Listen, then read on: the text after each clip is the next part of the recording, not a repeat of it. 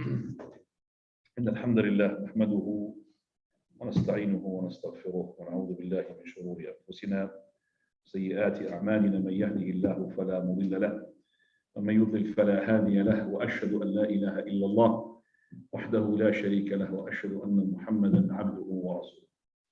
After praising the Almighty Azza wa Jalla and passing salutation upon His Messenger Muhammad, my peace and blessings be upon him, as we know that tonight indicates the first night of Dhul Hijjah. And being that in mind, there are things that we need to know regarding this issue. For those whom the udhiyah, the sacrificial, or what people call qurban, is to be compulsory upon them because they have the means to do so, then it's upon the one who is in charge of the family, the head of the family, to abstain from cutting the nails and the hair and peeling off his skin. Of course, if you haven't done it now, it is too late. You have to wait until your udhiyah is to be sacrificed. So if you have left your nails without cutting just before the Maghrib, then you need to wait until your udhiyah is to be sacrificed. And as I said, this is not on every single member of the family, but it's actually on the head of the family. And those days, which are the first 10 days of the Hijjah, they start, as I said, from tonight and include the day of Arafah and the day of Al-Adha, are the best of the days in the sight of Allah. So many people are unaware that those days are better in virtues than even the last 10 nights of Ramadan. People in the last 10 nights of Ramadan, mashallah, they come to the masajid, recite the Quran, do the dhikr of Allah. But it is not the case with the first 10 nights or the first 10 days of the Hijjah. Where are the people in the masajid? You don't find them. The people doing the dhikr of Allah, you don't find them. Very rare. And that is because the people are not aware. They are deliberately don't want to be aware. Allah musta'an. This is where the circles of knowledge comes in hand here to teach the people the importance of these days. And what I need to know regarding these days, that how can I maximize my rewards? Number one is takbir, tasbih, tahleel, tahmeed. Allahu Akbar, Allahu Akbar, Allahu Akbar, Allahu Akbar kabira, Allahu Akbar wa ajal, Allahu Akbar lillahi alhamd, Allahu Akbar, Allahu Akbar, Allahu Akbar, la ilaha illallah, Wallahu Akbar, Allahu Akbar, wa lillahi alhamd. So those takbirs, they start from the Maghrib tonight. And there will be more emphasis after the Fajr of the day of Arafah. And this year happens to be the day of Arafah is on the day of Jumu'ah. And it did take place at the time of the Prophet ﷺ. The day of Arafah happens to be the day of Jumu'ah. And that was the day which Allah subhanahu wa ta'ala sent the following verse. اليوم أكملت لكم دينكم وأتممت عليكم نعمتي ورضيت لكم الإسلام دينا. Today I have completed for you my religion or your religion, and I accomplished for you my favors, and I chosen Islam to be your religion. It was sent down to the Prophet when he was in Arafah, on the day of Arafah, when he was performing his farewell Hajj, and it's the only Hajj that the Prophet of Allah performed, and it happened to be the day of Jumu'ah. Is there any specialty? No, there's no specialty. Some people think that if I do Hajj this year or any year where there is a synchronization between the day of Arafah and the day of Jumu'ah, then it is equivalent to 7 Hajj when I was a kid. So it will be 7 multiplied. No, it's not true. There's no such a thing. But as I said, it happens to be that it is going to be 2 Eid days, double feast day. Because the Arafah is Eid for the Hujjaj. Tariq ibn Shihab, he says to us that a Jewish man, presumably it's Ka'b ibn Mata, came to Umar al-Khattab at the reign of his Khilafah. Ka'b ibn Mata, he saw the Prophet, but did not embrace Islam. He lived in the era of Abu Bakr, did not embrace Islam. He was in the era of Umar al-Khattab when he embraced Islam. So this is before he embraced Islam. So he says, Ya Amir al-Mu'minin, O leader of the believers. So he respects him. Ayatun fi kitabikum, an ayah, a verse in your book. That means if he says in your book, that means it's not his book yet. That means in the Quran. If that verse was to be revealed onto us, the Jews, so he's a Jewish, we'd have taken the day upon which it was revealed as a Eid day, festival, day of festival. So he said, which verse? Al-Khattab is explaining, explaining which verse he's talking about. And he quoted the following verse, Al-Yawma akmaltu lakum dinakum, today I've completed for you your religion, wa atmamtu alaykum ni'mati, and I accomplished for you my favors. Wa raditu lakum al-Islam dina, and I chose Islam to be your religion. So now if you discuss it before what Umar Khattab had replied, let's discuss that. This verse, basically, this verse is not the first verse in the Quran. It's not from the Fatiha, the book. And remember, the book hasn't been compiled yet at the time Umar was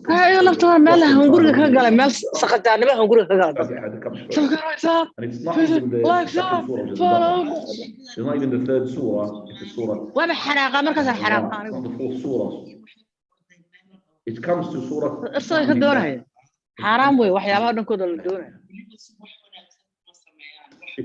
So that means the Jewish man is reciting from Fatiha, Baqarah, Al-Imran, Nisa.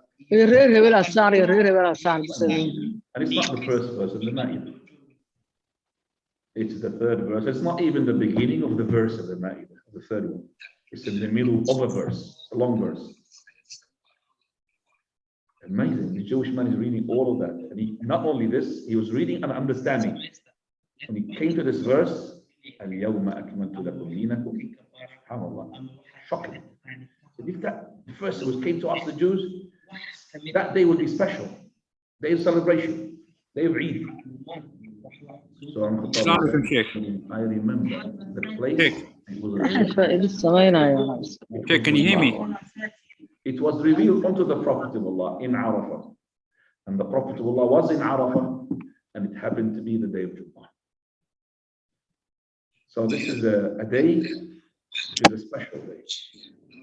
Allah subhanahu wa ta'ala descends, a descendance which is suitable to His Majesty on the day of Arafah. And He doesn't need to descend in order to forgive, but He makes it a special day. He will descend. And also, Allah will boast, boasting before His angels about the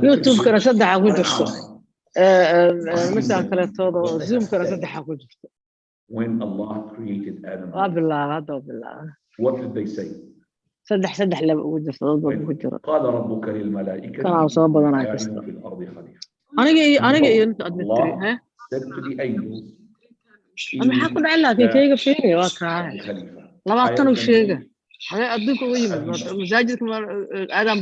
gonna make I have to, somebody ringing me. So from the co-host. Can just ask the co-host please not to ring me while I'm talking. We need to have a co-host now. Sheikh, so everybody was on mute. That's why. Everybody was on mute, and we could hear people speaking. That's why I rang you. Okay, right. I've sorted it. Brothers, when you enter the room, please can you just make sure that you are muted, because you are annoying everybody. Okay.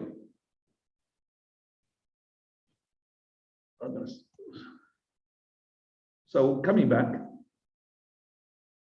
Allah said to the angels when He created Adam, behold, I'm going to make a governor for the earth. He's going to run, he's going to rule. قالوا, they said, أتجعل فيها من يفسد فيها ويسفك الدماء نحن نسبح بحمدك ونقدس لك. Oh Lord, are you going to create a creature who will shed blood, spread mischief in the land while we glorify your name and we praise you? He said, قال إني أعلم ما لا تعلم. He said, I know what you don't know. And this is what they didn't know. That the offsprings of this creature, they're coming now to the plain of Arafah from far and near, with faces covered with dust, uncombed hair, their concern is to have Allah's forgiveness. That's why they're coming, and that's why Allah is boasting about them. Look, these are the descendants of that creature whom you've said, you're going to spread mischief in the land and also shed blood. They're not. They're coming here to seek my mercy. Then he says to the angels, behold, that's every year to be repeated on the day of Arafah. Behold, if their sins is to be as many as the particles of the sand and the drops of the rain, I would forgive them all. So Allah would forgive on that day so many people. He does not do the same thing on other days. And that is why the Prophet said, ما من يوم أكثر من أن يعتق الله فيه عبدا من النار من يوم عرفة. There is no other day upon which Allah will set people free from the hellfire more than He does on the day of Arafah. The day of Arafah is a special day that Allah chosen to speak to Musa alayhi salam. وَوَعَدْنَا مُوسَى 30 لَيْلَةً وَأَتْمَمْنَاهَا بِعَشْرٍ. That is, we have promised Musa alayhi salam 30 nights, and then we give him 10 after that. Scholars like Abdullah ibn Abbas, he said that Allah spoke to Musa alayhi salam on the day of Arafah. So the Ashr here is the Ashr of Dhul Hijjah. And also, Allah subhanahu wa ta'ala, He made an oath by this day. He said, وَشَاهِدِ وَمَشْهُودٍ, by the witness and by the witnessed day. The witnessing day is Jumu'ah. The witnessed day is the day of Arafah, witnessed by the angels. Also He said, وَالشَّفْعِ وَالْوَتْرِ, or وَالشَّفْعِ وَالْوِتْرِ, by the even and the odd. The even is the day of Arafah, the 10th. The odd is the 9th, according to the exegetes, the interpreters of the Quran. Also, the day of Arafah is a day where Allah subhanahu wa ta'ala made it special that if you fast on that day for the non-pilgrim, it's not the pilgrim, non-pilgrim, you will expiate 2 years. One in the past and one which is coming in the future. Prophet ﷺ, he said, صيام يوم عرفة يكفر يوم عامين سنة ماضية وسنة مستقبلة. He will give an expiation. Because of all of these merits of the day of Arafah, Allah's messenger given it, Allah has given it as that if you fast the day of Arafah. So now the day of Arafah happens this year to be in Jumu'ah. Can I fast Jumu'ah on its own? Scholars differed. The scholars who said it is not to be fasted except for the day after, some of them they said, well, we're not specifying the Jumu'ah with a fast, because the hadith he said, لا تختصوا يوم الجمعة بصيام ولا ليله بقيام. Do not specify the day of the Jumu'ah with fasting, nor you specify the night that precedes the Jumu'ah with qiyam, extra night prayer. But we're not really specifying that. It happens to be the day of Arafah is to be what? On the day of Jumu'ah, so we're not really specifying it. But it came as a special. That's our Shaykh al-Albani rahimahullah said, still, because the hadith he said, لا تصوموا يوم الجمعة إلا يوما قبل أو يوما بعد. Do not fast Jumu'ah until it's the day before or the day after. Now, I would say it's more rewardable. That's with the consensus of all scholars. To fast al-Khamis and al-Jumu'ah.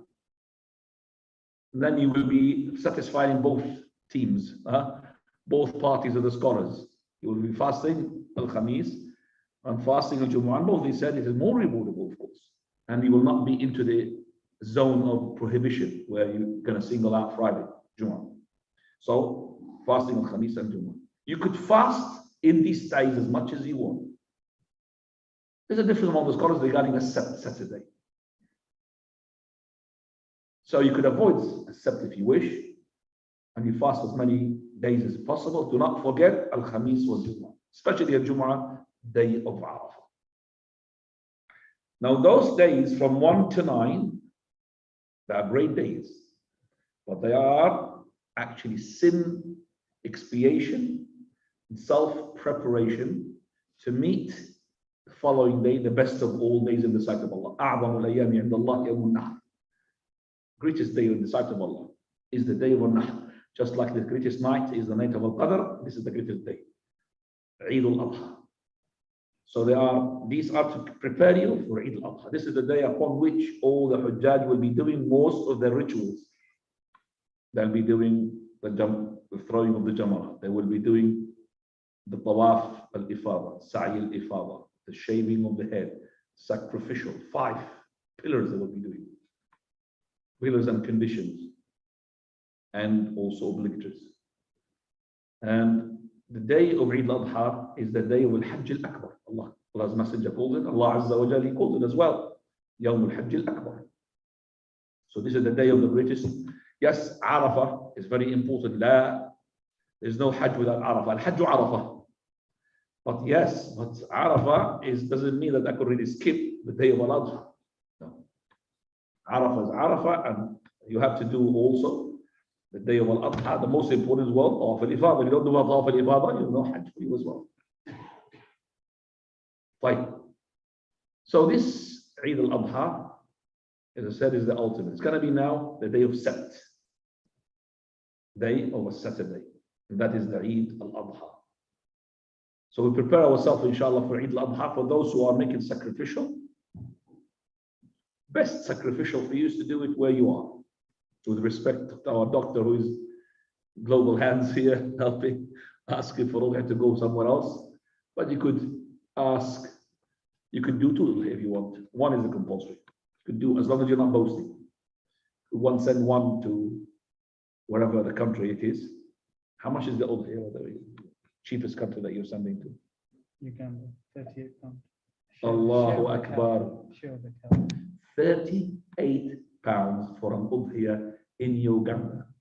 This is the minimum number I've heard so far.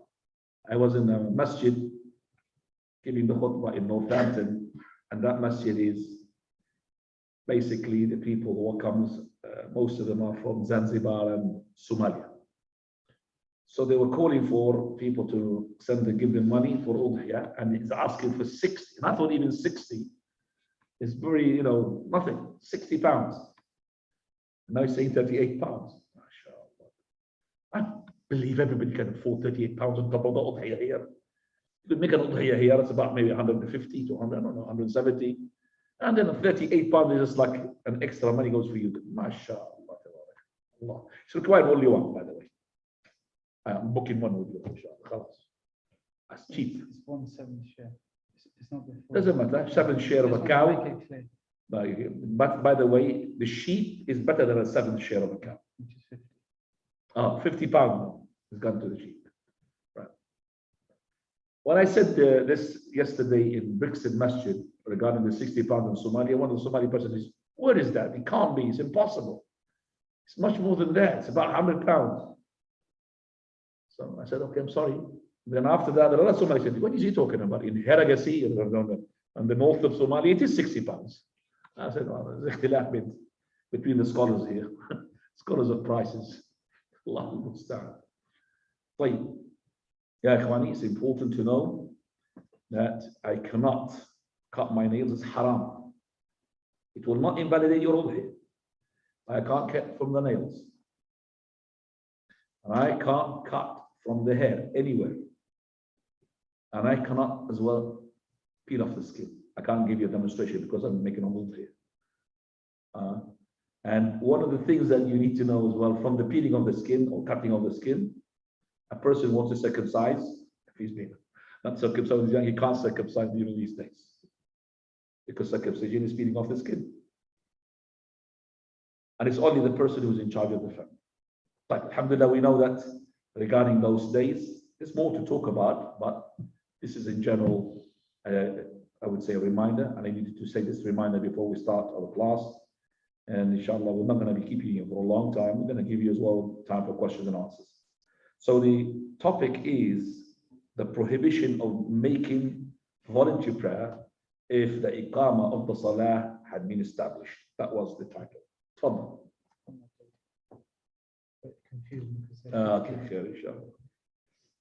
The impermissibility of performing the voluntary prayers and the obligatory prayers once obligatory prayers has been I was confused when you read that. Again? The impermissibility of performing voluntary prayers once the obligatory prayer has been commenced. For those who have the book, it's page Once the obligatory prayer, no, once the iqama of the obligatory prayer is established, it's supposed to be the iqama of the obligatory. So if the iqama is on, now. Abu Hurairah radiallahu anhu reported that Prophet said, if the prayer has been commenced, as in the Iqamah has been done, there is not to be any prayer except the obligatory one. Right. So let's say that I'm a person who come to the masjid, I want to pray to my Tahiyat al-Masjid. Iqamah is being established. It's with the consensus of all scholars prohibited to start a voluntary prayer. Okay? Iqamah is being established, Allah Akbar, Allah Akbar. You're not allowed to start and initiate a voluntary prayer, regardless what type of voluntary prayer. That's what the consensus. But now you have started already your prayer, your Tahiyat al-Masjid or your Sunnat al-Wudu, whatever the Sunnat al-Fajr, for example, in the Masjid. And the Iqamah is on. Well, the hadith is clear. إِذَا أُقِيمَتِ الصَّلَاةِ فَلَا صَلَاةَ إِلَّا. If the prayer, Iqamah for the Salah is being established, and there is no prayer except for that prayer where the Iqamah is being made for. So I cannot continue that prayer. I have to cut off. Now we add something from the scholars. They said, they said that if the person was in the second rak'ah and he is in his tashahhud and the Iqamah has been established and he knows for a fact that he's able to finish his prayer, make the salutation, and stand up for the obligatory prayer before Takbirat al-Ihram, then he can complete that obligatory prayer. But if he knows that he is one of these imams who, as soon as the Iqamah is finished, he doesn't even say, Stawu tarasu, Allahu Akbar, then I would say to him, break off your voluntary prayer. The most important thing is to be standing ready before Takbirat al-Ihram is to be uttered by the Imam. And that's the fatwa of our scholars, Al-Lajna al-Da'imah and others, and Shaykh al-Albani rahimahullah. So make sure that you're standing up before Takbirat al-Ihram. Cut off your prayer. And that's the hadith is clear. But I'm going to add a hadith which is also clear. Hadith Abdullah ibn Sarjis radiyallahu anhu. He said, a man entered the masjid and the Prophet ﷺ, he was in the prayer of the Fajr. So the man, he prayed in one corner of the masjid. So Prophet ﷺ, and then after that he finished, he went to follow that, the obligatory. Prophet ﷺ, he made the salutation. He said, oh, so-and-so, which of the two prayers you have considered that is the prayer? That means the one that you prayed on your own, or the one you have prayed with us. That means he's telling him off. Now, there's another one from the Prophet ﷺ, he had seen when the Iqamah was on and this man is praying. So he had pulled him from his arm like that. He said to him, Subha Arba'a, are you going to make the 2 rak'ah of the Fajr to be 4 rak'ah by adding your sunnah to the obligatory? So what do I do if the Iqamah is on and I am in my voluntary prayer and I will not be able to catch up with Takbirat al-Ihram standing up? What do I do? Break it off. No salutation. So you don't, for example, in your ruku', you don't make salutation in your ruku'. Or in Fatiha, I say salam. So you see some people do like this. So he would cut up his prayer and say salam. No. Salutation is only when you are at the end of the tashahhud. No salutation in ruku', salutation in the Fatiha, salutation in the sujood while you're sujood. It's only when you are making your tashahhud. That's the salutation. So, alhamdulillah, we understood that. Now, the question comes in. What about if I come to the masjid? I'm a traveler. And I came here to the Asr prayer. And I haven't prayed my Dhuhr. I'm a traveler combined. So I've started my 2 rak'ah Dhuhr in this masjid. And the Imam or the Mu'adhin started the Iqamah for the Asr. You understand? And I'm praying my what? My voluntary. I'm praying my what? My fard. Most of the scholars, they said, do not cut off your prayer. Because you're praying what? Obligatory. Some scholars, they said, no. The hadith says, فَلَا صَلَاةَ إِلَّا الْمَكْتُوبَ. There is no prayer except for the obligatory which the iqamah is being made for. Do you understand that? Which is the one which is the masjid. But actually, you do not cut off. The obligatory prayer is you cannot cut it off. Once you start the obligatory prayer, you have to finish it. And by the way, this will definitely eliminate any sort of doubt on the mind of any person that this person is not from us, he's a spy. Imagine that this person, he's praying on his own and the iqam is on and he's still praying his 2 rak'ah. People say, well, why is he praying? Maybe Shia, Rafida, maybe, come, eliminate. So all of that, to eliminate all the doubts comes into the mind. And that's why the Prophet of Allah, he said, if you are in the masjid and the adhan is being called, don't leave the masjid. He didn't say that, but this is Abu Hurairah, radiallahu anhu, Hadith Ammar ibn Yasir. That Abu Hurairah, he saw a man coming out after the adhan. He said, this man, Asa al-Qasim. He disobeyed the Prophet sallallahu alaihi wasallam. Asa al-Qasim. He disobeyed him. And also Ammar said, he said, if the muadhin makes the adhan, do not leave the masjid. I'm not supposed to leave the masjid. Why? All of it to eliminate, as I said, the doubt into the mind, and also to bring the bond between the brothers. We don't want to have some doubts. I'm not trusting this guy because look, we're praying our jama'ah and he's praying on his own. Even to the extent, if you have prayed your jama'ah, your prayer obligatory at home, you came to the masjid and the same prayer was called for, you're supposed to pray. Do you understand what I'm saying? So let's say that you prayed at home, Salat al-Asr. And for some reason, the masjid delayed establishing Salat al-Asr. And you came to the masjid, maybe to read a book or to say salam to somebody. And there was a iqamah, or there's a prayer of the Asr. And I'm in the masjid, I have to what? For the prayer. It will be considered as what? Supererogatory, voluntary.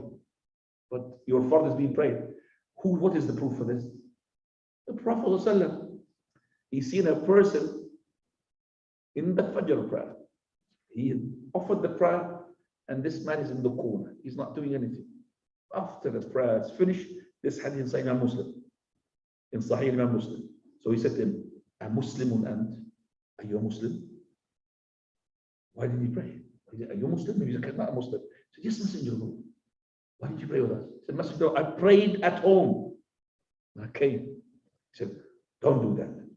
If you come and you have prayed, then pray with the jama'ah and it will be considered for you as a nafilah, voluntary." Same thing happened in Salat al-Asr. There was 2 people this time at the corner. Prophet of Allah offered the Asr prayer and they did not join in. He called them. They came shaking, scared. Why didn't you pray? Messenger of Allah prayed at home. Don't do that. When you come and you get prayed already, pray with the jama'ah and consider it as to be voluntary. All of this to eliminate what? This thing that might break the brotherhood. Why didn't he pray with us? Doubts into your mind. Alhamdulillah. Islam, as I said, comes not to split, but to unite. But of course, to unite upon La ilaha illallah, not the unity upon compromising the La ilaha illallah. Now we're coming to the places where the salah is prohibited. Abu Hurairah radiallahu anhu narrated that the Messenger of Allah sallallahu alaihi wasallam said, "I've been given excellence over the Prophet by 6 matters." Yeah. Now, I'm sorry, I can't hear the microphone. Maybe it's loud. Go ahead. I've been given the most comprehensive speech. I've been supported by fear in the enemy's hearts. The spoils of war have been made permissible for me. The earth has been made a source of purification and a place for prayer for me. I've been sent to all of the creation, and the line of the prophets has been sealed by me. The whole earth is a place for prayer, meaning the masjid, except for the places excluded in the following hadith. Time. The Prophet ﷺ, he said here that I have been given preference over the other prophets by 6, not a hadith by 5.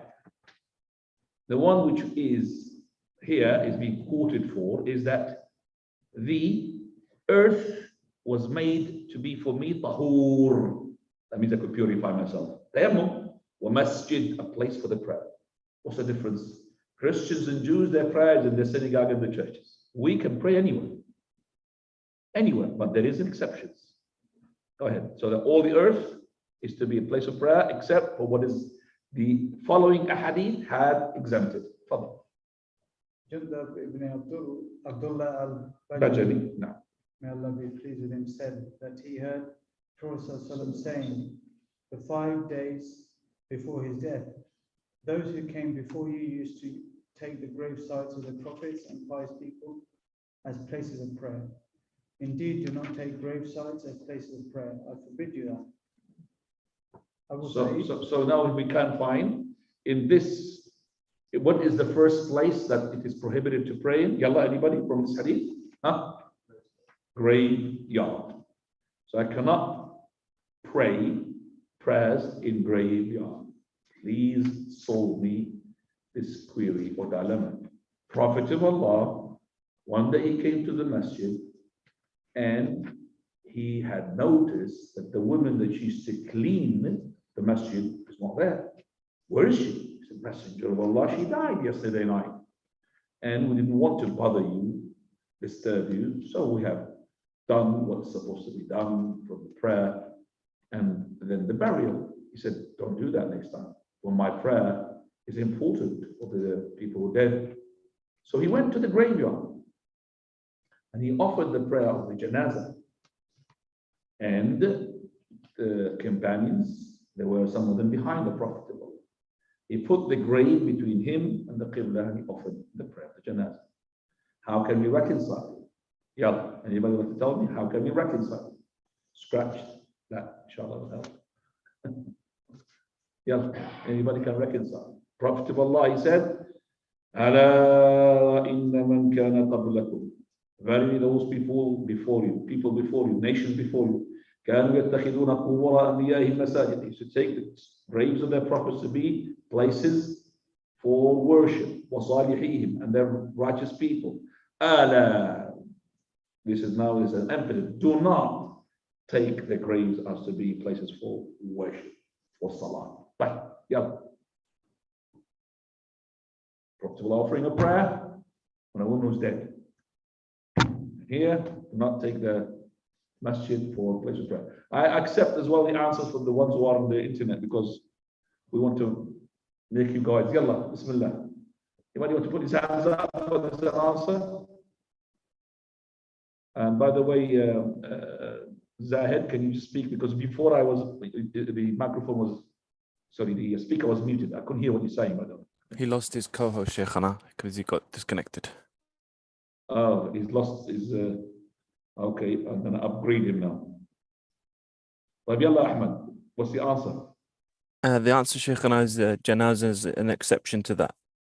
Janazah prayer is allowed at the graveyard because the Prophet ﷺ did it. Okay, so the Prophet ﷺ had exempted the janazah. What's so special about exemption of the janazah? It doesn't have any sujood. No sujood. That's that. No ruku', no sujood. Salatul janazah is standing up. You know, you'll find somebody standing up, you will never think he's praying. It's only when he makes what? Ruku', or he makes worse, sujood. Once he makes sujood, he's making sujood to the grave. He's making ruku' to the screen. But when standing up, maybe he's scratching his hand, maybe it doesn't really give the image of a person who is praying. The janazah is all of it to do with dua, dua, dua. That's why it is allowed. So if a person did not offer that prayer on a such specific person, he could go to the graveyard and offer the prayer of the janazah by making the grave between him and the qibla. No problem. طيب. Is there any time limit? I would like to have the questions later on, so I can read it, but this is not done. You triggered the questions later on. Is there any time limit for that? Shaykhana, Huh? I apologize. We're losing your video. It's very blurry at the moment. I don't know what to do. Shall I punch it or what?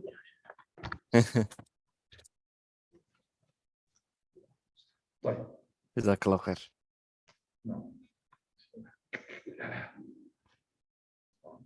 The question, is there any time limit for that? As long as you did not pray on him, there is no time limit. Prophet of Allah, he offered the prayer of the janazah on Shuhada Uhud. And that is almost 8 years afterwards. The Prophet ﷺ offered the janazah prayer on the 3rd year and on the 10th year. It's like giving farewell to them. There's no time limit as long as you haven't, if you haven't prayed. If you pray, khalas. If you pray, khalas. Wallahu a'lam. Fine. Abu Sa'id al-Khudri said that the Prophet ﷺ said, the whole earth is a place for prayer except a graveyard and a bathroom. Right, so the second hadith tells us now the bathroom. Bathroom means the area for urination, defecation. That's the area. So I cannot pray inside the toilet. Regardless how big your toilet is, you cannot pray in the toilet. Toilet means not the bath. Toilet means where you urinate. That's what it means. Now, tafadhal. Al-Bara ibn Azib said the Messenger of Allah ﷺ was asked about praying in camel pastures, and he replied, do not pray in the camel pastures, for they are from devils. He was then asked about praying in the sheep pastures, and he replied, pray therein, for they are blessings. So they're called pastures, yeah? Not pens. Okay. I call it pins. Pens, yeah. All right. So here another place, which is where the camels park. Parking with the camels. Will they stay in the stables or the pens or whatever you want to call them? Pasture, that's, I think, stable camels. Okay? Wherever they are, you cannot pray in that area because it's from the shayateen, he says. The camel is not a shaitan, by the way. But this is where the place shayateen likes to be there. As for the pens of the sheep, pray there. And it is barakah, subhanAllah. Even smells a bit, smells, you know, but still barakah. You're praying there. Barakah, blessings. Imagine, barakah to pray in the pens of the sheep. And the sheep, by the way, from the animals in Jannah. Coming now to the adhan, or I will not going to take it for a long time. Are you cold or you okay? You're okay, yes? Alhamdulillah. All right. MashaAllah, it's got half steam. Youth, MashaAllah. Right. I'll go to the adhan and I'll just the beginning with them. I'll give you the questions I asked. Fadal. Okay, the call to prayer, the ruling concerning it. The call to prayer is the announcement of the beginning of the time of prayer, said with specific words. It is obligatory. Right. So the adhan is obligatory at once. It's one of the symbols of Islam, sha'air. Imagine the Prophet of Allah when he used to invade, make ghazawat, battles.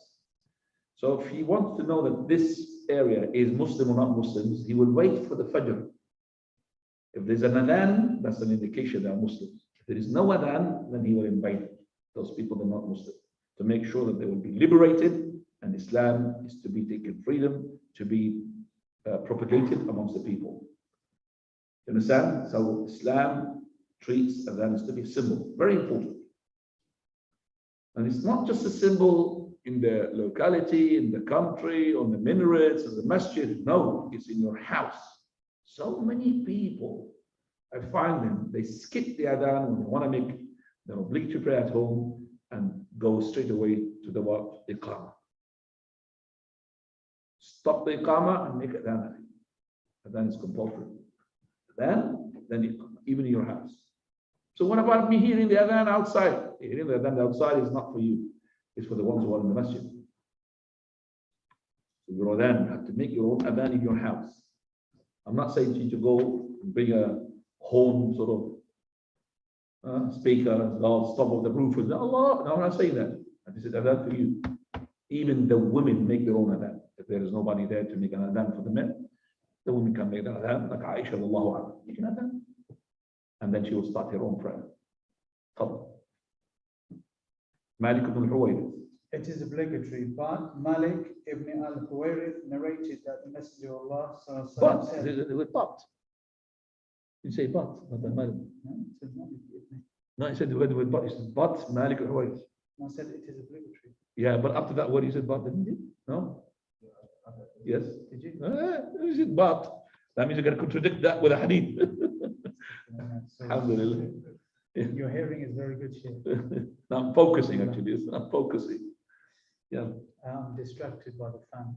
Okay. It is obligatory. Malik ibn al-Huwairith narrated that the Prophet ﷺ said, if the prayer time comes, one of you should make the call to prayer, and the eldest of you should lead you in prayer. The Prophet ﷺ ordered them to make the call to prayer, and an order implies obligation and is well known. Anas, may Allah be pleased with him, said, if the Prophet ﷺ would lead us in military expedition against the people, he will not start the encounter until the morning. The Fajr, as Sheikh said, he would wait, and if he heard the call to prayer, he would refrain from attacking. If he did not hear the call to prayer, he would then attack them. Fine. We'll stop here. Then virtues we are done inshallah next time. Just to remind ourselves of the virtues of the first 10 days of Dhul Hijjah, which a hadith I forgot to mention, when the Prophet ﷺ, he said, أعظم الأيام عند الله ما من أيام العمل الصالح فيها أحب إلى الله من هذه الأيام. There is no other days upon which the righteous deeds are more rewardable than those who are on those days. That means the first 10 days of Hijjah. قالوا يا رسول الله ولا الجهاد في سبيل الله. Companion, even they are better than making jihad. So if you're making righteous good deed, like for example, you're making siyam, you're making the dhikr of Allah, you're making the umrah, you're making the Quran, you're making the fasting, is that better than going for jihad? Because they know the companion, jihad is the ultimate. You're not going to go to jihad until you are, mashallah, mastering your ibadah. He said, وَلَا الْجِهَادُ فِي سَبِيلِ, even better than fighting for the sake of Allah, fighting in the way of Allah. إِلَّا, except رَجُلٌ خَرَجَ بِنَفْسِهِ وَمَالِهِ ثُمَّ لَمْ يَرْجِعْ بِشَيْءٍ مِنْ ذَلِكَ. A man, he went out with himself and his wealth, and he returned with neither, meaning he lost both. He lost his self, that means he's a martyr, and he lost his wealth in the sake of jihad. That's better. And who's going to be having that sort of rank? I would say better for us to make righteous good deeds during the first 10 days. Easier. And it's actually 9 days, and the 10th day, you just come to the Salatul Eid. Come to Salatul Eid. Have you decided to make Salatul Eid here, inshallah? When? Sorry, I mean, where? The park. MashaAllah. Alhamdulillah. MashaAllah. It's very good. Is this the first year you made the Eid before? Yes. Alhamdulillah, with this masjid. Yes, that's the sunnah. Inshallah, hopefully there will be a good day. It's not going to be raining, inshallah. Alhamdulillah. So everybody brings everybody. Everybody brings everybody. Wives, children, to celebrate. Very important, everyone. Prophet Allah commanded the women to bring everybody out. So the women, just like the men's compulsion for them to go to Salatul Eid, also the women. Even the one she does not pray, she comes. She does not pray, but she witnesses the gathering. It's important, everyone. This brings some sort of iman to the heart. And the children, everyone should be happy. We want the children to look forward to such Eid. Just like those who are non-Muslim, they look forward to their Christmas and their Easter and their whatever festival, carnival. Veda was the one for the Sikh and the Hindus. Diwali. They look forward for it. We want to make our children look forward to our Eid. So it's good for you to take them around and maybe take them to bouncing castles and fun fairs and do everything for them. Make them happy, feel different. This Eid as well, make them the udhiyah, see the udhiyah, to come how to slaughter it, to teach them that. Well, it will be engraved in the brain of the child. Any questions you have regarding what we have heard, whether it's the 10 days of the Hijjah or the Eid al-Adha or the prayers that we talked about, title, please don't hesitate to ask the questions. Tafadhal. Regarding if you only pray at home, the first prayer, and you come to the last instead of one not what if you prayed before in Jama'ah? So you pray the Jama'ah. So the question is, what about if I prayed in another masjid Jama'ah and I came to another masjid who haven't prayed? Still, we pray. If you understand why is the reason the Prophet of Allah told this person who had prayed already, whether it's at home or in a Jama'ah, to pray again is again to eliminate any doubt of the mind of the people. Who is this person? Whose identity? Is it Muslim or not Muslim? It's the unity. Islam is concerned about the unity of the believers. When the believers are united, so that's why we have sighting of the moon, not fighting of the moon. Sighting the moon together, we have one day, come together.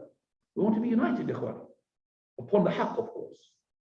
So I would say, yes, even if you prayed in another masjid Jama'ah, you come to a masjid which the Jama'ah has just been established, you join them and consider that to be a voluntary. Jazakallah khair. Fadal.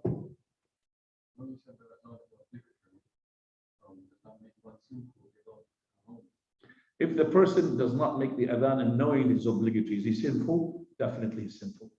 But is his prayer is invalid? Of course it's valid. Even if you haven't done adhan or even iqamah, your prayer is valid. But it's sinful because it's obligatory. You have left an obligation. Now, when combining prayers, we make two adhans.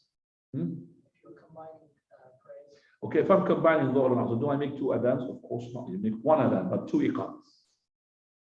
And the Prophet of Allah had done that. He had made a number of time combination. That is one adhan for both, Dhuhr and Asr, one adhan, Maghrib and Isha, one adhan. And that is if you're combining in the house and all of that. Also in the masjid, if you combine, let's say combining because of the rain, so the snow, sorry, then you one adhan and then you do the two iqamah for each prayer. Now, Fadal. So then for Asr prayer. Just on that long days, and you say you can't leave the masjid. Jama'at at 7 o'clock or 7 in some masjid, and how would this find Right. So he came to a masjid, and this masjid, let's say, is affiliated to the Hanafi madhab, and you are in the masjid happens to be, and then the adhan was called at the beginning of the time, and then their iqamah maybe an hour later. Do I stay in the masjid? That's what the question is. Okay. Normally it is the case in all the masajid, the adhan will be followed by the iqamah. There's not going to be a lot of time. But let's say that your scenario is correct. Normally it is the case that they make the adhan, they don't make the adhan when the masjid is empty. They make the adhan when the masjid is full. You understand me? And normally it is the case, the Hanafi madhab, they will make their adhan and their iqamah not that much difference between them, because the Hanafi masjid, their adhan is Heathrow. There's no airport in Heathrow. Inside Heathrow? Outskirts, called what? Heathrow Masjid? Okay. And you happen to be there. Okay. I'm going to come to the answer, but I'm just saying, let's say that your scenario is correct. Somebody's masjid, and then they called for the adhan, and then he looked, oh my God, the iqam is after 1 hour. I'm going to stay in the masjid here, the Prophet of Allah. Khwani, you have to look at the criteria. What is, if you understand the reason, then you will understand how to deal with it. This is the ibadah. This command or this prohibition, it is not a mere worship. It is something that is got common sense. What I mean by this, if you ask yourself, why am I praying 4 rak'ah dhuhr? There's no common sense for that. Or 3 rak'ah. You have to do it because Allah said to you, but there's no logic. There's no logic for it. Why is 3 rak'ah maghrib, 4 rak'ah dhuhr? Why is the rak'ahs go to 1 ruku' and 2 sajda? Not logic. But there are commands in Sharia, something which is, we call it ma'qul al-ma'na. That means it can be, have logic behind it.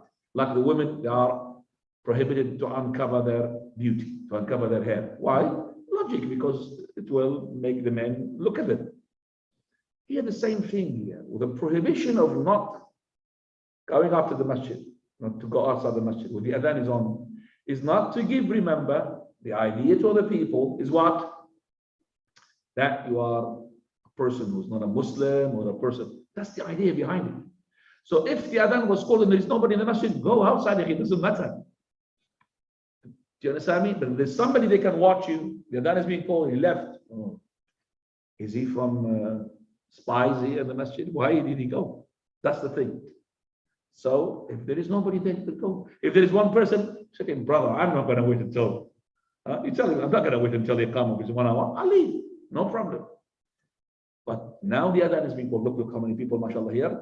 Somebody made the adhan and somebody left. And we see him, he didn't go even to the wudu area. He left like this. What happens to your mind? What are you going to think about this person? Dodgy. You're going to start saying hypocrite. That happened at the time of the companions, ikhwani. Happened at the time of the companions. This is the boy who was praying behind Mu'adh ibn Jabal.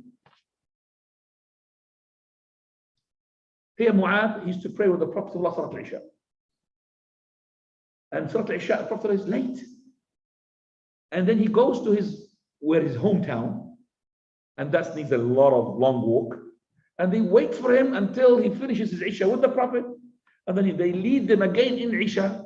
So the first Isha with the Prophet is the obligatory. And he lead them with his intention voluntary, and the people behind him obligatory. Look, the companion, you would never accept this in this year. No way. Somebody go and pray with Jama'ah obligatory, and he's, by the way, I'm praying voluntary, and you're going to be praying obligatory. Get away from here. Get to somebody else. But because Mu'adh ibn Jabal is a Qari, and he's better than everybody at that locality, they will wait for him. They will wait for him until he finishes Isha of the Prophet, and he comes there to lead them. Coming to the point. So he started to pray, and he started with the Baqarah, very long surah. One boy, he just saw it long. So what he did, basically he intended to detach himself. Allahu Akbar min ruku' while he's making the Baqarah. Subdued, khallah, he finished 4 rak'ah while he's in the first rak'ah. He left. After the prayer is finished, companions and people, he's a hypocrite. He's a hypocrite. Companions saying about the boy, he's a hypocrite. Why? Because he left. And then when he told Mu'adh, the scholar, he said, yes, he's done hypocrisy. But all of them were wrong. This is what happened, you see. So if you leave the masjid after the adhan is being called like this, people say, well, what is this? Why? Yes, some people say, maybe there's something very important came to him. That's people, they won't let you go with their sharp tongues, and they're sharper than the sword. Allah musta'an. No.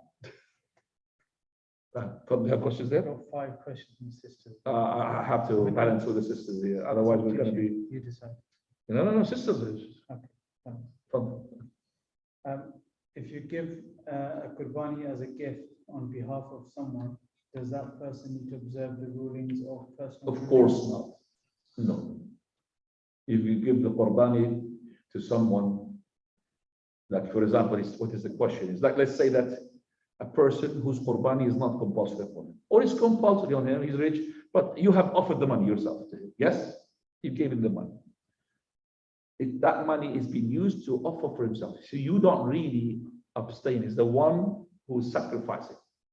And it's not the one who's slaughtering, by the way. It's the one who is in charge. You understand that? So if I'm in charge of my family, and the qurbani is compulsory or not compulsory upon me, and doctors decided to give me some money, to give my qurbani, he does not abstain for my behalf. I am the one who's not going to abstain. And now I've passed the sheep to somebody else to slaughter it for me. He does not abstain on my behalf. I am the one to abstain. Does that answer the question? Yeah. Question number 2. Can you give qurbani on behalf of a deceased parent? Deceased person, Yakhwani, there is no such. So the other part, can you include them in your intention? When of course, you include your intention. You see, there is no such thing that I will have an independent qurbani for my deceased parents. No. Unless your parents made a will and they left money. So they left some money and they said, we want qurbani every year to be slaughtered on our behalf. And you have to fulfill the will. Their money. So they left, this is the money, we're leaving it to be having qurbani every year to be slaughtered on behalf. But they did not leave that. Every time you make qurbani, this will include your deceased parents. Because you are a product. Their product. that produced you after the creation of Allah. Now, If you hear the adhan on the TV, should you say the supplication prescribed to say after the call of the prayer? I would say yes. If you heard the adhan on whatever, you make the repetition and you make the dua and everything, regardless. And even if you have heard somebody saying salam to you on TV or recorded message, you say wa alaikum assalam. Okay, so if somebody said you recorded message, you say wa alaikum assalam. The only one that Abu Shaykh Al-Albani, he said, you should not repeat behind because it will give a wrong indication to the people, is that in our countries, some of them, well, it's in Egypt now and Jordan as well, and maybe Morocco as well, the adhan is not live adhan, it is a recorded adhan. You understand recorded? They put the recorder on. So what do you want? You want Haram Makki? They put you Haram Makki. They want Makkah Medina? It's a recorded adhan. So it's not live. It is one dead adhan. They call it dead. This one, if it's being broadcasted from the speakers, do not repeat the adhan in front of the people. So the people will learn that this is a dead adhan. Should be somebody making an adhan. Now, question? Please explain the sunnah of praying 2 rakat. Please explain the sunnah of praying 2 rakat between adhan and iqamah. Well, the Prophet ﷺ said, "Ma bayna kulli adhanayn salat liman sha'a." Between every 2 adhans, there is a salat to whosoever he wishes. It's not compulsory. The 2 adhans here means the adhan and the iqamah. So between adhan and iqamah, there is always 2 rakat if you wish. Liman sha'a. Now, The gift question, even if the other person didn't plan or ask for it because they've got financial difficulties and you give it on their behalf, do you tell them and they have to observe the rules of agreement? so again, the question is for this person, he's not able. So somebody's poor, you give the qurbani on their behalf. So no, you have to give him the money. Or you have to give them money. They will be qurbani, or with their consent, you buy the qurbani, but it's upon that poor person to abstain, not you. Okay, because he is the one making the qurbani. So the gift is to give it to them. Yeah, you could, yeah, but qurbani is not compulsory on the poor. But if you want, the best thing is to give him the money and he will be in control. But if you want to make qurbani on his behalf, it has to be with his what? Consent. With his consent. Exactly. And by the way, each family who lives in its own, they are separate. So if you're a father and you're a son and you are living in a building and each one is a floor, okay, and you're separate, even though you are his father, you can see him every day, you eat with him every day, you have to have 2 qurbani, each one. But if you are living with your father, with your wife and your children, and you eat together and it's like one household, there's no separation between you in the place, then 1 qurbani is enough for your son, his wife, and your wife. For the non-pilgrim, why is the fasting reward the expiation of sins the previous year and the next year? What about the current year? يعني Fasting the day of يعني when I said fast by the expiation of 2 years, I meant the year which is preceding you and the year that you're going to live. I don't know which is this is called the current year. Yeah. Do you understand me? So It's not gonna be the expiation would be after 1 year and then the start expiation. So it's 12 months back from today. And 12 months forward from them. So what do you call it that in English? I don't know. Yeah. That's what expiation. Don't worry about expiation, Ikhwani. Worry about the deeds. Worry about the deeds. Some people, they want to start to calculate how many hasan I'm going to take from this. Sheikh, Calculator. Sheikh, the other question you said was that the 10 days are better than the 10 nights of Ramadan. Yes. There's no doubt about the scholars saying the first 10 days are better because Allah's Messenger said, "Ma min ayyamin a'zamu 'inda Allah." There's no other day which is greater than Allah to do the righteous deeds than these days. That's a hadith clear cut. There's no hadith regarding the last 10 nights. Nothing. Except the night of Al-Qadr. But there is nothing that Prophet of Allah, when the last 10 nights would start, he would make a lot of ibadah, but there's nothing to do with the best of the nights, the best of the days.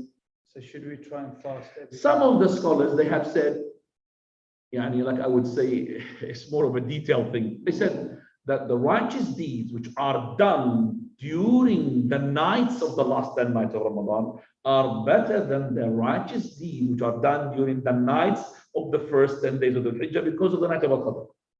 Did you understand that? Yeah. But there is no proof for that. This is they saying this. But in general, first 10 days, أعظم الأيام, best of the days in the sight of Allah. These are the days. ما من أيام العمل الصالح فيها أحب إلى الله من هذه الأيام. And another hadith said, hadith of Abdullah ibn Abbas, فأكثروا من التكبير والتحميد والتهليل. Abdullah ibn Umar, Abu Hurairah, in these days they will go to Mina and start Allahu Akbar, Allahu Akbar. People say Allahu Akbar. You know?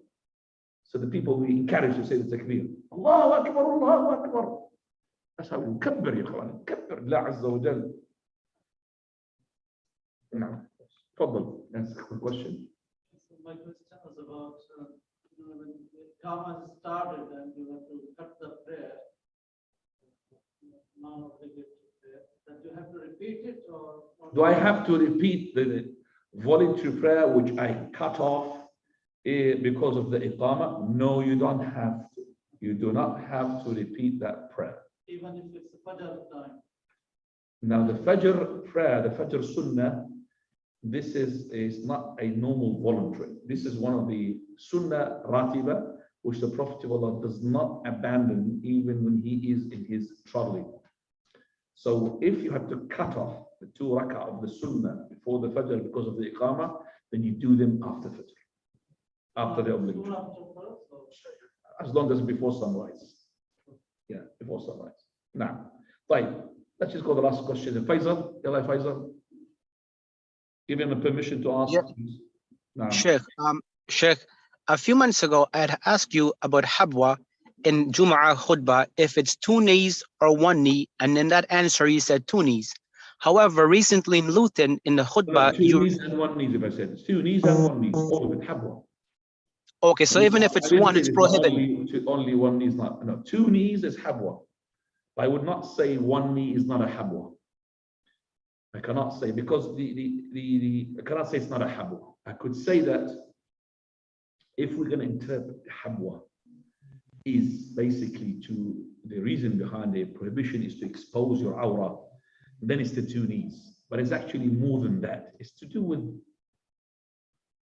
relaxation, to do with something that we don't know about. Maybe the person who does like this, he's just going to sleep. Somebody going to say sleep. That's what it is. So and I even increases all. It's not just the habwa. People coming to the walls and they, mashallah, they use the wall as a pillow during the khutbah, and then he goes to sleep. So all of that, the Prophet of Allah, he told us that if you had slept in a place, move. فَإِنَّ ذَلِكَ مَجْلِسُ الشَّيْطَانِ. It's a shaitan place. So Sheikh, if it's 1 knee, is that okay? That's what I'm trying to clarify. If it's just 1 knee, which I tend to do if it's 1 knee. It's not okay. No. Okay. Jazakallahu khair. Jazak. Anna. Hello, Anna. The name of this person, Anna. So Anna means I am in Arabic. تفضل يا أنا. نعم. No, they're not allowing me. تفضل يا sister. نعم. Go on. Assalamu alaikum. Yes. Sheikh, when it's Eid coming up, I'm going to be in a country where women normally don't pray in the masjid, let alone for Eid. So I'm just trying to figure out, should I be attending the Eid Salah if I'm going to be the only woman there, or is that causing more fitna? The prayer of the Eid is in the masjid, not outside in the field? Generally, it's in the masjid, yeah. Okay, so if it's in the masjid, then it will be more of a, I would say, safe for you to attend, because there will be segregation, true or not? There's normally no women attending in the masjid either. But I'm just saying, there's going to be a place for you to pray in the masjid. There's not facilitated for women to be there. So normally the space is all full with men. Area of facilitation. Let's say, for example. No, me neither. For the Salah, all the where are you going to be praying in the masjid? Where are you going to be praying if you want to go there? Where are you going to be praying? On the roof? Where? That's the question I'm asking. If there is no place for you to pray, where are you going to be praying?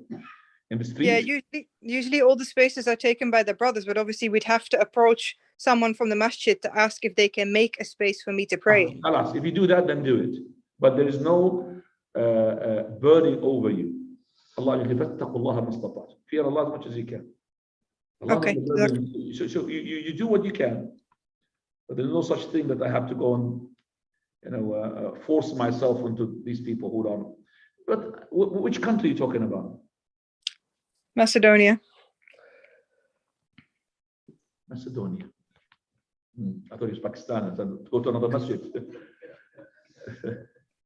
Macedonia. There are plenty of masajid there, but it's the same across the board for all of them. Is it Sufi people there? Hanafi. Yeah, but I mean, are they affiliated to the Sufi? The one they make the dhikr of Allah together? No. Oh, sometimes. Oh yeah, Sufi. Sometimes a Sufi. Allah al-Musta'an. I don't know why we deprive women from participating in our ibadah. Wallahi, if I had to build a proper masjid, I will make the sisters behind the men. I will not make them different floor. But because these days we don't have these big masajid in terms of size-wise, you understand? And we cannot really have women in the same hall here. It's impossible. But imagine the masjid is about 6 times this hall. You could find, for example, at the end, make these rows for the women. And then the hadith of the Prophet of Allah will be implemented. That the worst of the rows of the women are to be the one in the front, which is closer to the men. The one the best is the one at the back. But these days we cannot implement that hadith because they are segregated. So they are exactly now like us. The best rows with them is the one in the front. So we'll make it a different entrance for them, but the women has to be behind the men. And as I said, depriving the women from such a thing, do not prevent your women from the. What's wrong with this camera, by the way, Ahmed? Why is it doing like this? I'm not sure, Sheikh. We get that in this class for some reason. It might be your white background or something. No, I think it is the light. It's not enough light. Yes. No, too much light is really good. تفضل. طب تعال هنا يا شيخ، ما راح ناكلك. بس تعال هنا يعني. Brothers, we have to really get closer. And the one person is behind, I always advise them to come forward. تعال هنا مش تكييف عندي، أنا مش عندي تكييف خالص.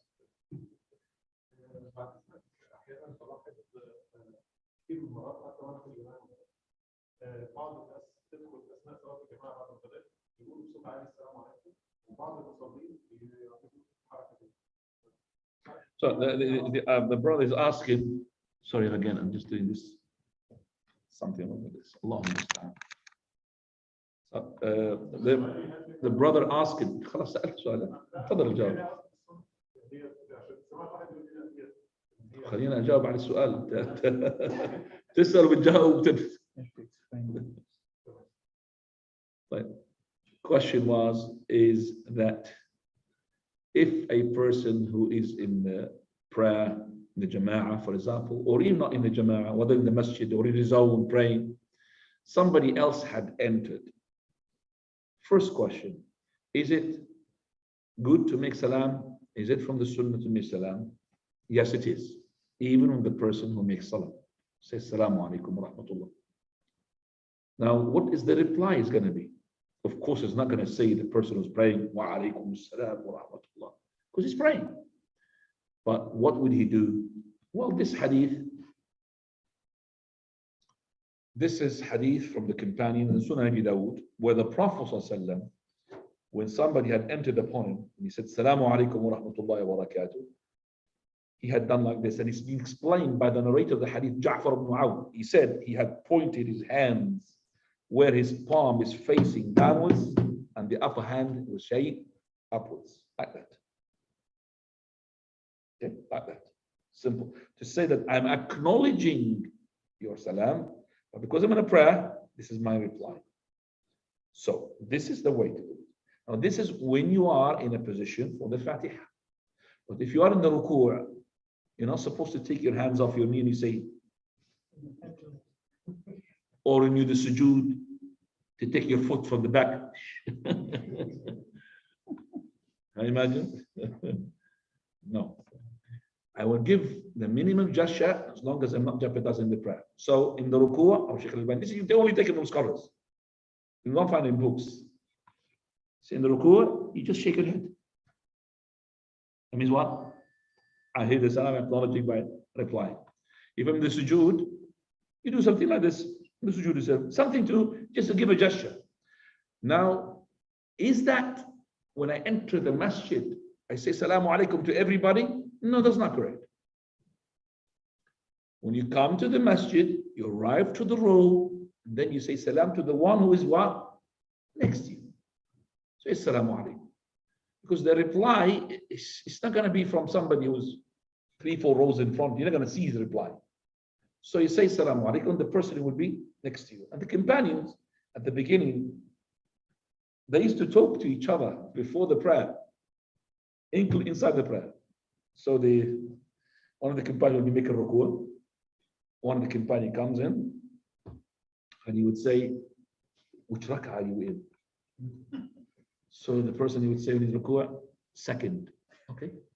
He will make now 1 rak'ah to catch up, and then he will catch up with the prayer. Until Abdullah ibn Mas'ud. What he did, he caught up with the prayer, he missed the rak'ah. After the prayer is finished, he got up to complete. And the Prophet of Allah, with revelation, he knew what happened. So it's like Abdullah ibn Mas'ud gave us the sunnah now, mashallah. That is, وَمَا فَاتَكُمْ فَأَتِمُّوا وَمَا أَدْرَكْتُمْ فَصَلُّوا. Whatever you caught up with, you do it. And whatever you miss, compensate. وَمَا فَاتَكُمْ فَأَتِمُّوا, and there is another riwayat, فَقْضُوا. Compensate, complete. So now, if you have missed the first rak'ah and the second rak'ah, and you come into the third rak'ah, that third rak'ah is for you the first rak'ah. And the fourth rak'ah is for you the second rak'ah. It's important to know this. Why? Let's say you come into the Isha prayer. You missed the first rak'ah and the second rak'ah. You came to the third rak'ah. So the third rak'ah of the people, which is silent, is the first rak'ah for you. Fourth rak'ah, which is silent, is second rak'ah for you. When you can't get up and complete, you're going to complete with silent, or you're going to be completing with loud? Silent. Because the first rak'ah, second rak'ah is gone. Complete with silent. نعم. جزاك الله خير. فهمت الجواب؟ ما فهمش الجواب. كلم بالعربي. No, but he had asked, he has a question, he doesn't understand the answer. I didn't understand. So I'm going to take it in Arabic. But that's why he asked in Arabic. Oh. No, please, you can do it now. We need to learn Arabic. طيب. I need a question.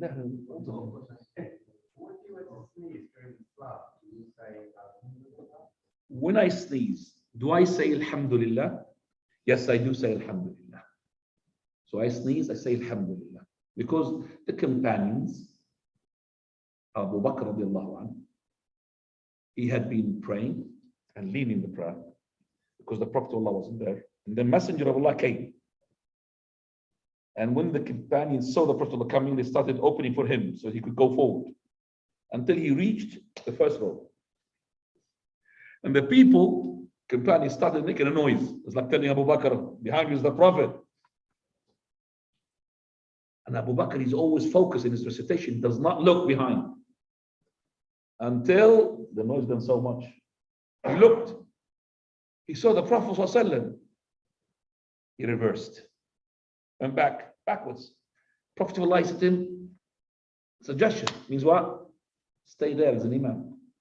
So what he did? He praised Allah.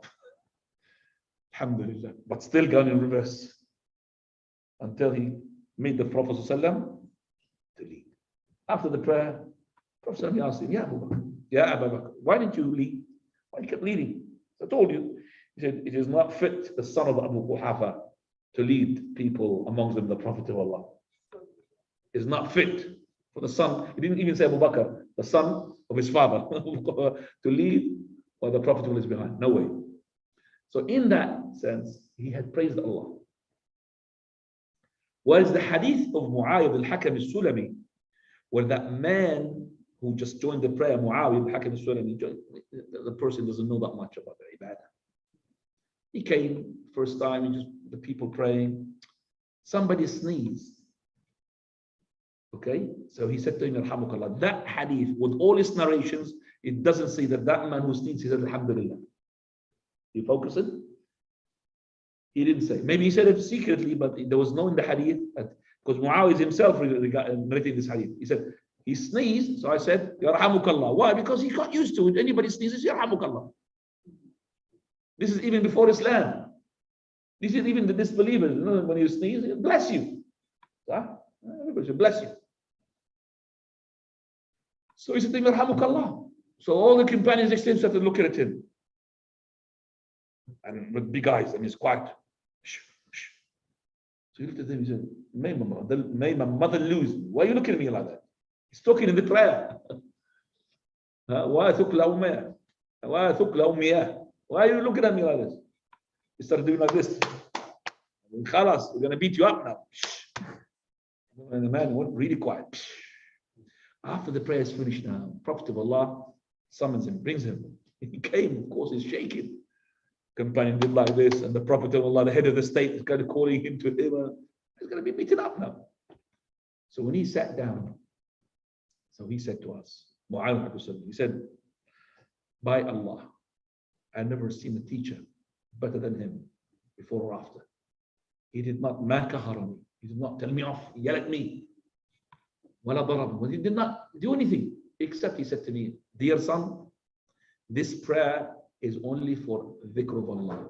It's not fit for the speech of the people. It's not fit for to say, oh, my mother might lose me, and what you looking at me. It's only for tasbih takbir. So you say alhamdulillah, but the person next to you does not say to you what? Alhamdulillah. Wallahu ta'ala a'lam. Subhanakallah bihamdik. Ashhadu an la ilaha illa anta astaghfiruka wa atubu ilayk.